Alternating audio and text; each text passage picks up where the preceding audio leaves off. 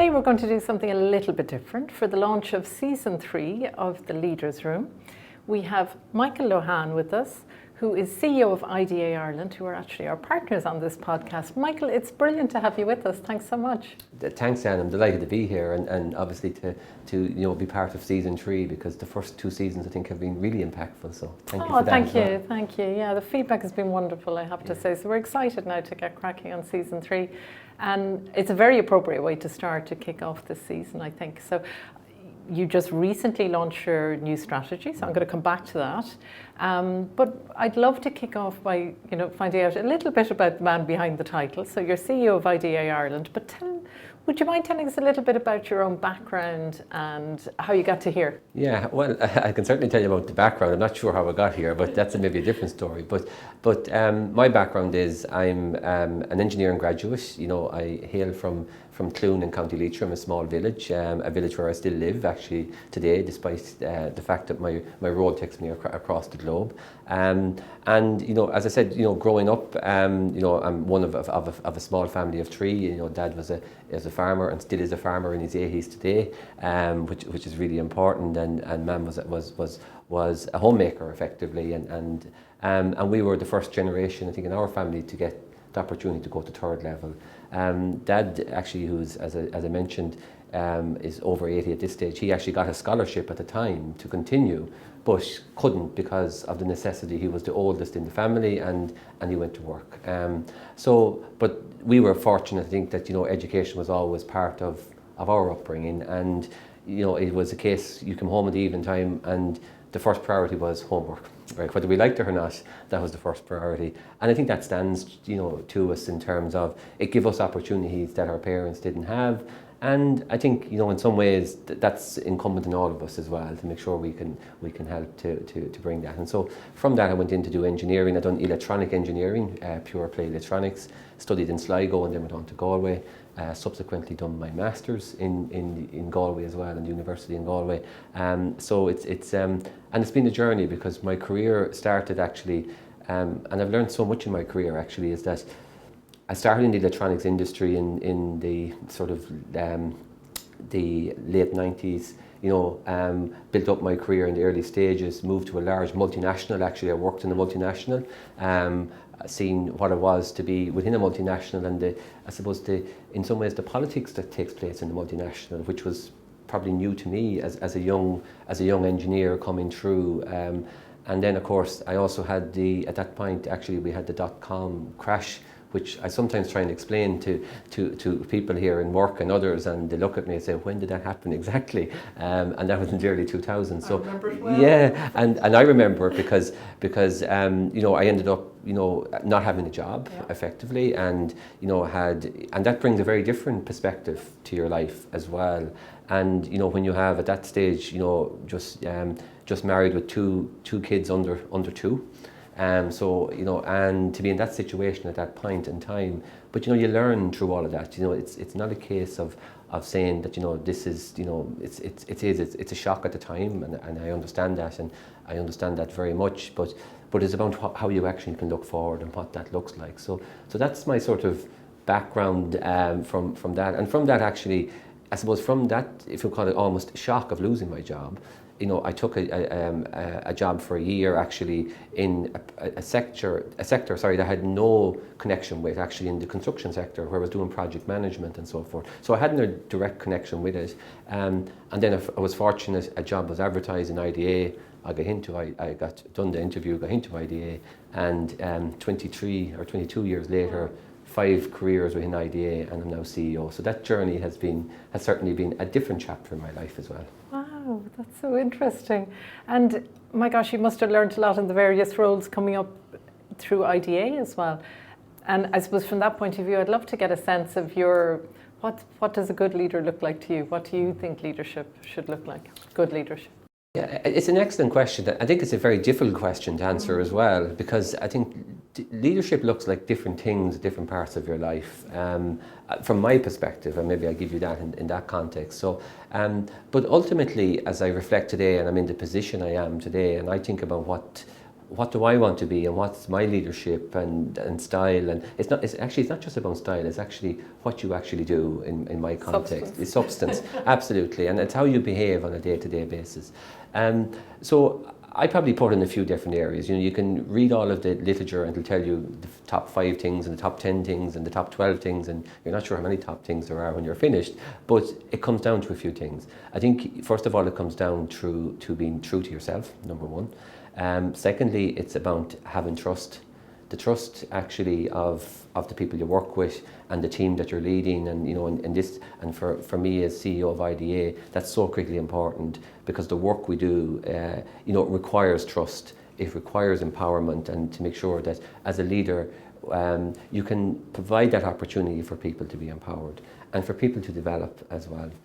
Of course, it also requires strong communication and clear communication and constant communication, despite, and this is something that I learn and continuously learn, I think, is that it's a journey of learning, probably of making mistakes along the way, but actually taking those and actually turning them into future learnings, and you have to be inquisitive as well. So there's many things in leadership that are so critically important, but I would bring it back to be authentic to yourself, be a good listener and be available to people. I think that's so critically important. That helps to build trust. Don't be afraid to communicate, and communicate maybe the tough decisions as well, because not every decision not everyone will understand the reasons behind every decision, or may not get the full picture, and that's why it's important, I think, to have the trust of an organisation that you're making those decisions for the right purpose, and then help people to actually achieve, recognise people for what to do, because ultimately leadership is about getting the best out of everyone. It's not about one person or the person that's leading an organisation. To my mind, it's about the entire organisation. So there are some of the key elements that I see from a leadership perspective.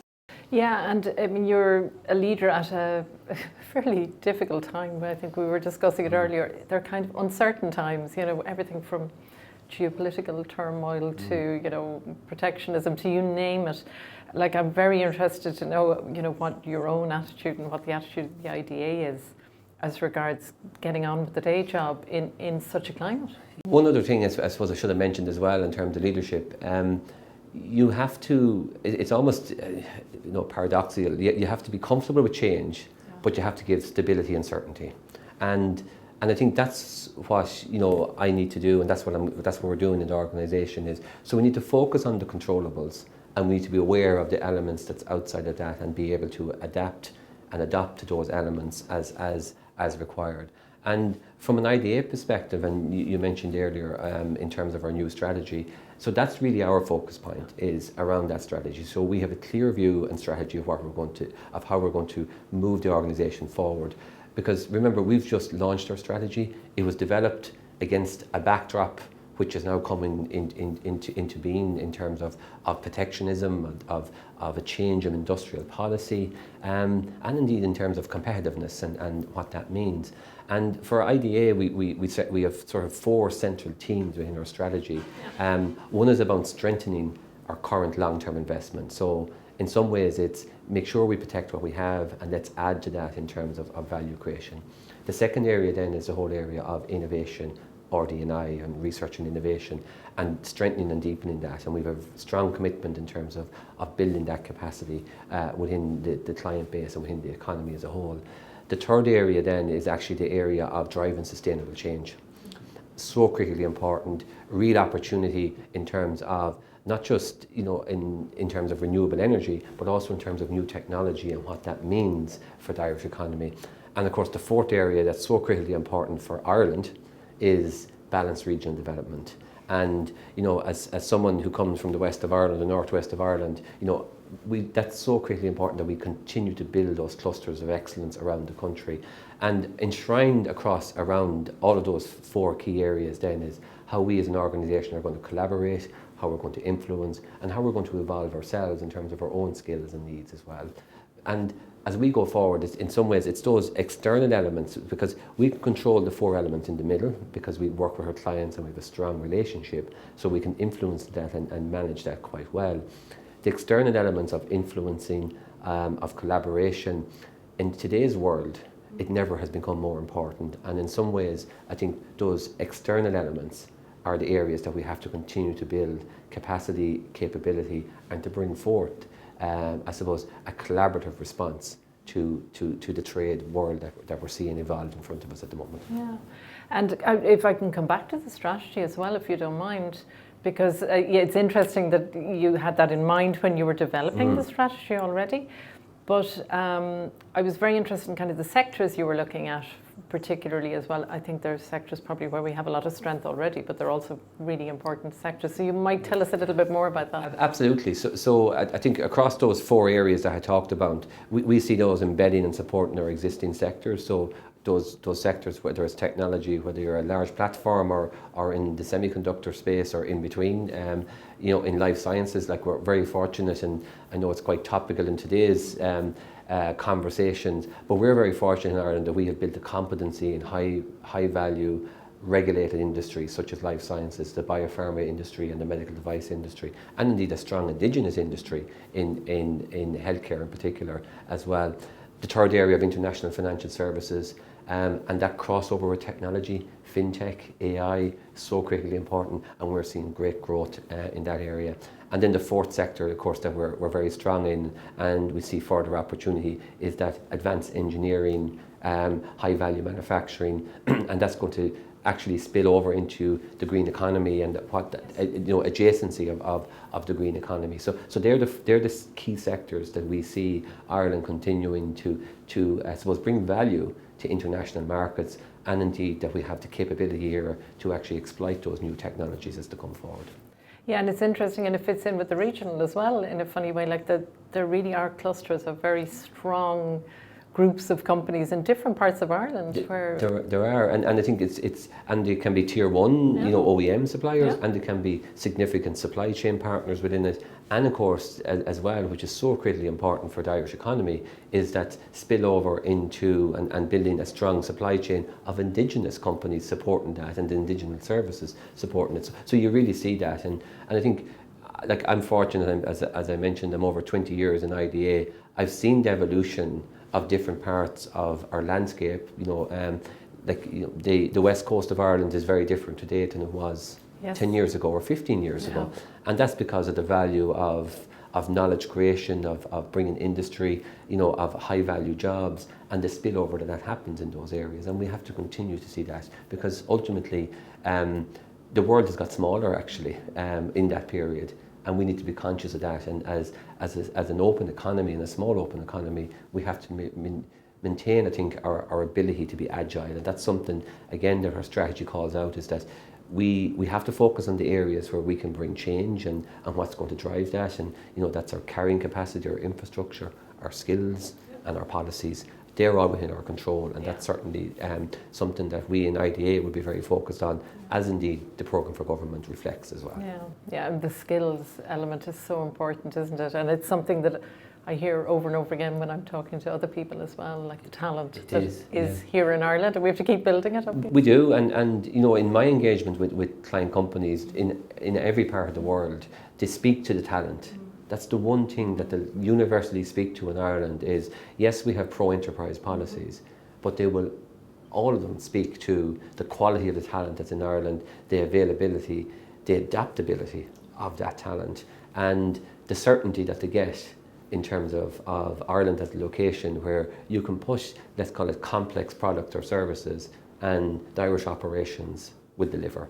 And I think that's something that we need to celebrate, number one, right? But secondly, that we need to make sure we protect and we enhance. And that's clearly what's at the very core of our strategy. Yeah, and it fits into one of my last questions, really, in a way, and that is how do we remain? Like, I mean, we have an incredible record on foreign direct investment, and thanks in large part to the IDA. But how do we retain that competitiveness now, and what are the challenges? And I think we've spoken about some of the real pluses, which I agree with you. I think the talent reputation is very powerful. What are the kind of the competitive challenges now ahead? For what do we need to concentrate on that we don't become complacent? Yeah, so I think, but there are great opportunities ahead, right? So I think what we have to do is first of all, is we can't get distracted by everything that's happening in the broader environment at the moment. And because ultimately, yes, there may well be change, but it may not be what we think it's going to be. And at this juncture, going back to what I said earlier, we need to be comfortable with a level of uncertainty so that we can focus on what's within our control and how we can manage. And for us in IDA, that's what we're going to do. At some levels, I'm comfortable with levels of uncertainty, and it's important because that means we need to be able to focus on what we can deliver on. And where does that look like? As part of our strategy, we've identified 4 key drivers, global drivers, and actually drivers for the Irish economy. The first one is AI and digitalisation, real opportunity. And it's a driver not just in terms of the investment that could come here in terms of digital infrastructure, the engineering that goes around that, but it's also a driver in terms of how we can change the narrative for research and innovation, maybe new products and services. So it has multiple facets of what it can achieve, and indeed productivity. So that's one key driver. The second key driver is the area of semiconductors, because as the world continues, to digitise, semiconductors is the key component of that. And Ireland is centrally positioned to support that, not just for Europe, but for the globe as well. The third area then is the whole area of sustainability. And I think that's a real growth opportunity. Yes, we have the offshore wind potential in Ireland, but we have so much more that can happen in terms of supply chain, in terms of new technology, and indeed in terms of decarbonising of our current enterprise base. And the fourth key driver that we've identified then is the area of healthcare. And healthcare, not just in the traditional model of medical device and pharmaceuticals, but also coupled with that is technology, is personalised health, digital health. All of those areas are so critically important. So we have lots of areas of opportunity. These are areas of opportunity that align to the core competencies of Ireland, and to the skill base that we have here, to the research base that we built here. So they're real areas of opportunities. And yes, we have to make sure our enabling conditions are correct. And that's why, we're a strong advocate for increasing the capacity of our electrical supply and our grid, in terms of water and wastewater, in terms of housing. And we also need to remain agile in terms of our policies. And in some ways, our strategy is titled Adapt Intelligently. And, you have to say that's so critically important, because we're going to have to adapt. We're going to have to do that in a thoughtful manner. And I believe we can, because we've been through challenges before. We've been through churn and change before. And if there's one country in the world that can do change well, I think it's Ireland. And what we need to do is make sure we don't forget that against the backdrop of all the conversation that's happening. Because I'm in a very privileged position to be CEO of IDA, but also to be able to work with the world's best companies, the world's best leaders, and that they have chosen Ireland and they see Ireland as central to their platforms. I think the future for Ireland is certainly positive, notwithstanding we have challenges, but we will rise to those challenges. Oh my gosh, that's a lovely positive note, I think, to end on. I think we should stop there. I love it. I love the idea of the agility, because I think that's exactly what we all need at the moment as well, and the intelligent adaptability, is that yeah, right? adapt intelligently. Adapt intelligently, sorry, I got that the wrong way around. So, Michael, very best of luck in the coming years now and with all of that, and thank you so much for coming in and talking to us today. It was just fascinating to hear where it's all going. Perfect, thank you, and I appreciate it, and thanks for all of your support as well, so really appreciate it. Thanks a million, Michael. Thank you.